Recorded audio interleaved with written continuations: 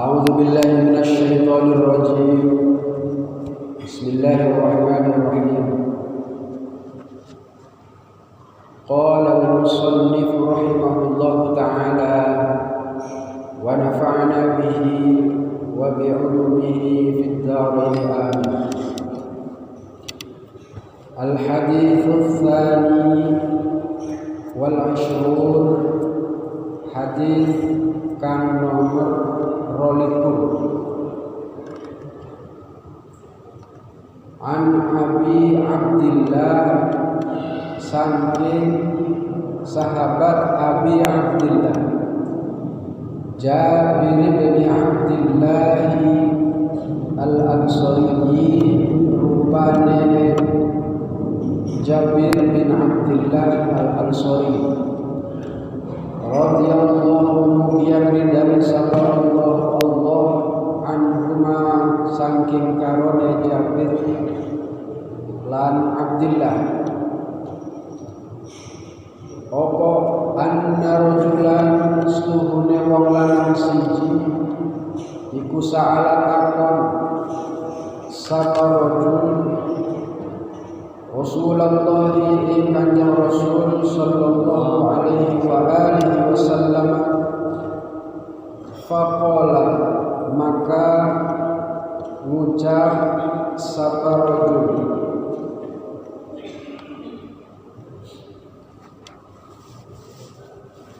ara'aita ay akhbirni,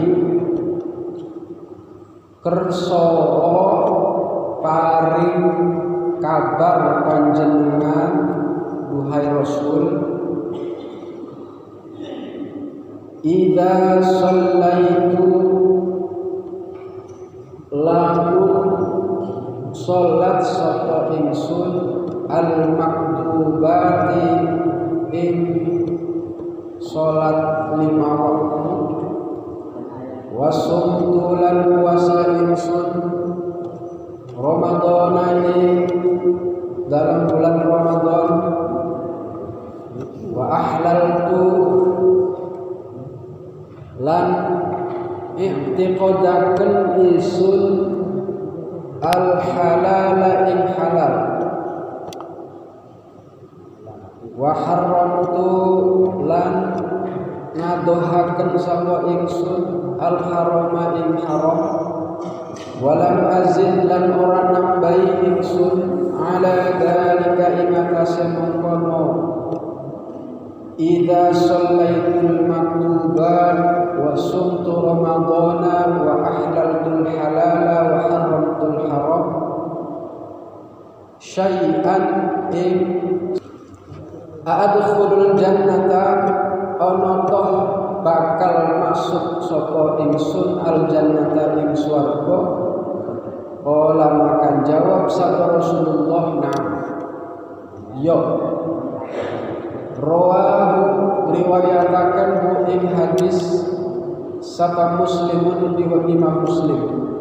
Wa makna haramtul haram, lan utawi maknae lafal haramtul haram iku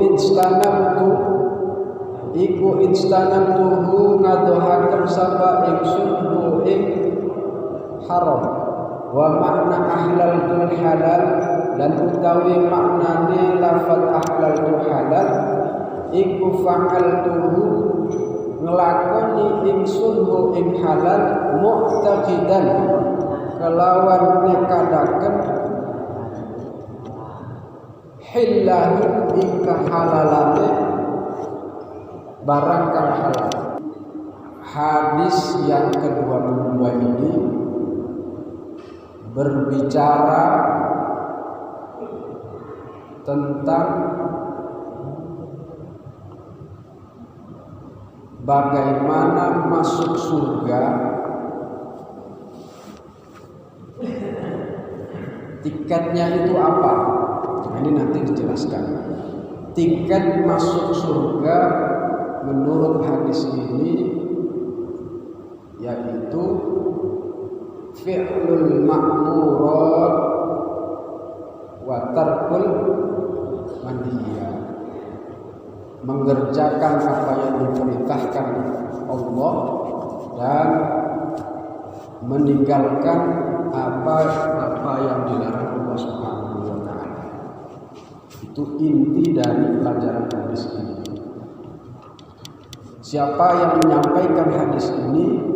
Hadis ini disampaikan oleh sahabat Rasul yang bernama Abi Abdillah. Itu nama panggilannya. Nama aslinya adalah Jabir bin Abdillah Al-Ansari, orang dari bangsa Ansor, umumnya tinggal di Madinah. Orang Ansor itu dicirikan dengan kelembutan hatinya. Orang Ansor itu dicirikan dengan tata keramanya yang halus. Madinah, orang Ansor itu juga orang-orangnya berpendidikan dan lebih sering mendahulukan kepentingan orang lain dibanding dirinya.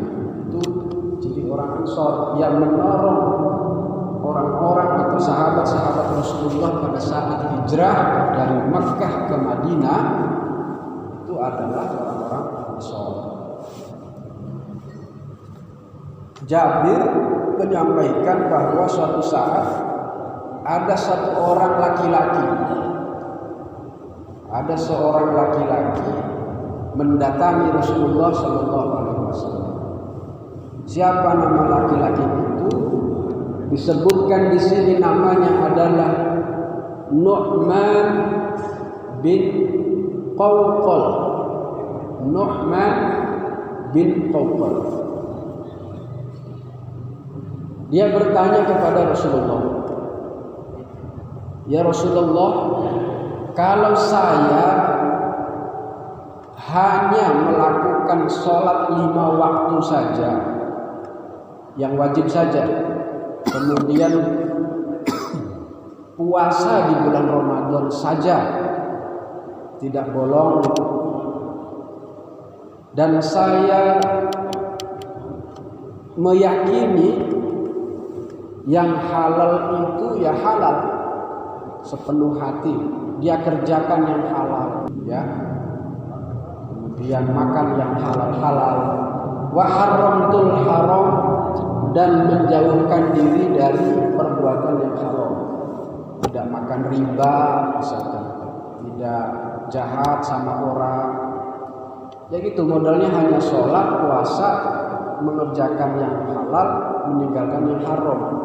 Dan saya nggak nambah sama sekali di luar itu. Walam azid ala dzalika syai'an. Terus dia bertanya, a'adkhulul jannata?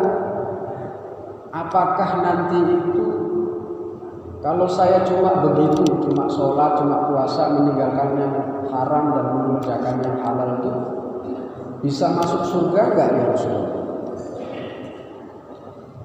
Nah, ini memang sahabat Rasulullah ini ya modelnya macam-macam ya. Ada yang nanya ini, nanya itu. Maka jawaban Rasulullah, na'am. Ya, kamu bisa masuk surga walaupun kamu hanya mengerjakan ibadah yang wajib saja, sholat 5 waktu, terus puasa di bulan Ramadan, mengerjakan yang halal dengan penuh keyakinan bahwa itu barangnya halal, dan meninggalkan yang haram dan yakin bahwa itu haram. Saya mau cerita, selain model pertanyaan itu, Rasulullah itu juga pernah ditanya oleh salah satu seorang sahabatnya. Ada pertanyaan yang yang sering kita tanyakan juga sebenarnya, tapi diterima aja sama Rasulullah itu dan dijawab dengan baik. Mata sa'atu ya Rasulullah, kiamat itu kapan ya Kanjeng Rasul? Itu kan pertanyaan juga yang sering kita tanya. Mata sa'at, kiamat itu kapan ya Rasulullah? Rasulullah tersenyum. Ma'adatta laha, emang kamu nanya kiamat kapan itu udah punya bekal apa? Begitu. Udah punya amal yang banyak belum kira-kira gitu? Ditanya balik sama Rasulullah. Maka sahabat tadi itu menjawab, ma'addatu laha min kabiri sholatin wala siyamin. Aku nggak punya bekal apa-apa ya Rasulullah. Sholat saya ya biasa saja, puasa saya juga ya biasa saja. Walakinni uhibbullaha wa rasulahu. Tapi saya hanya mencintai Allah dan Rasulnya. Itu pengakuan dari sahabat. Maka Rasulullah memberi kabar gembira, al-mar'u ma'a man ahabba. Nanti di akhirat orang akan bersama dengan orang yang dicintainya.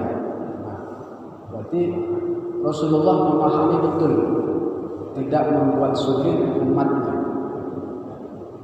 Kita tidak tahu model sahabat yang bertanya ini kemungkinannya adalah orang-orang yang awam, sehingga tidak perlu diperpanjang dengan diberat-beratkan melakukan amalan-amalan yang lain.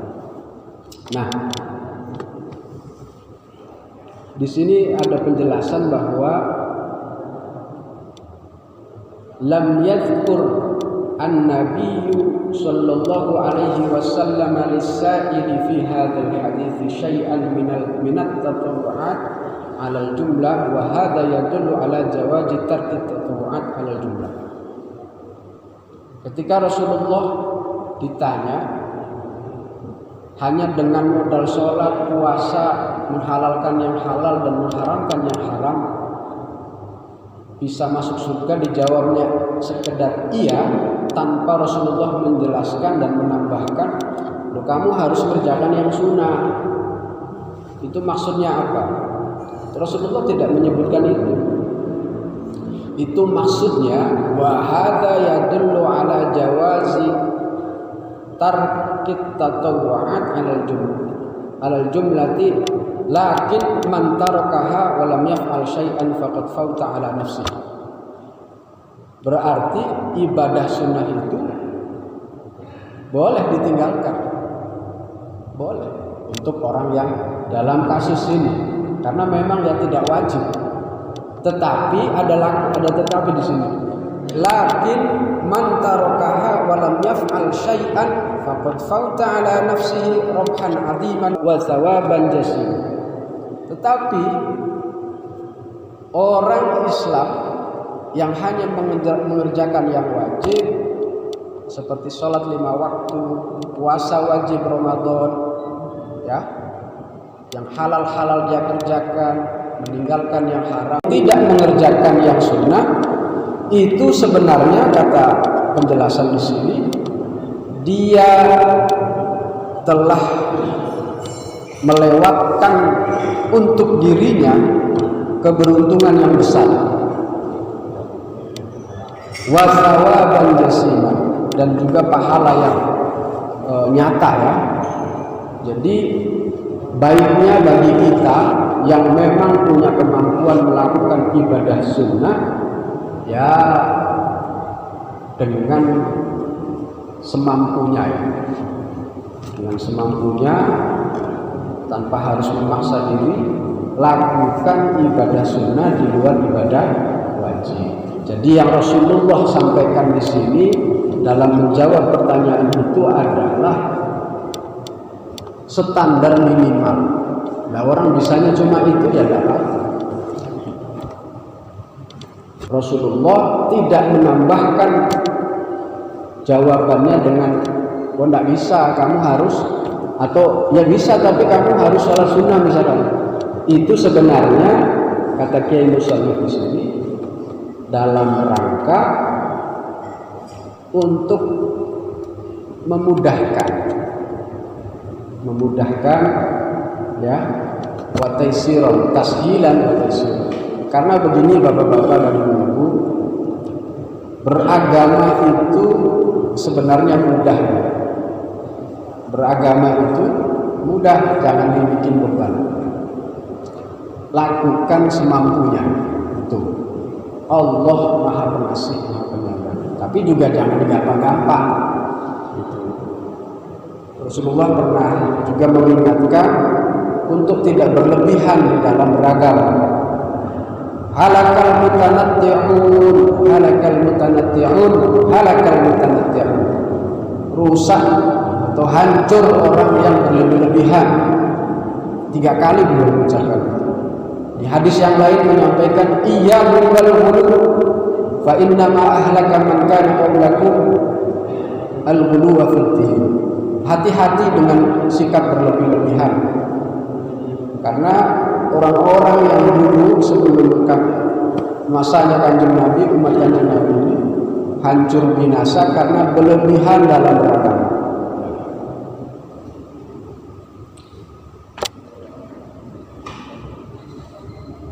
Li'alla yakuna al-iktsar min dzalika tanfiran lahu.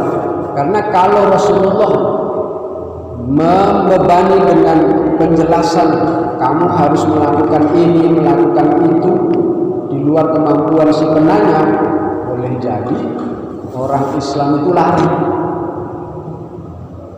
Kok beragama kok susah, ya sudahlah, ya akhirnya tidak tertarik beragama. Maka dari itu mari kita mengukur kemampuan diri, laksanakan yang kita bisa sambil mengajak orang lain bahwa beragama itu ya tidak sulit, beragama itu mudah. Jangan dipermudah, tidak tasahul, tidak memudah-mudahkan, tetapi sudah tidak takalluf. Takalluf itu ya membeban-bebani diri. Gitu. Saya kira itu penjelasan dari hadis yang kedua tadi. Semoga Allah Subhanahu wa taala senantiasa memberikan kita kekuatan untuk melakukan ibadah tambahan di luar ibadah wajib. Karena boleh jadi ibadah sunnah yang kita lakukan di luar ibadah wajib itulah yang akan membantu kita di dalam ketika kita menghadap Allah Subhanahu wa taala. Semoga ada manfaatnya dan mohon maaf atas segala kekurangan. Wallahul muwaffiq ila aqwamit thoriq. Wassalamualaikum warahmatullahi wabarakatuh.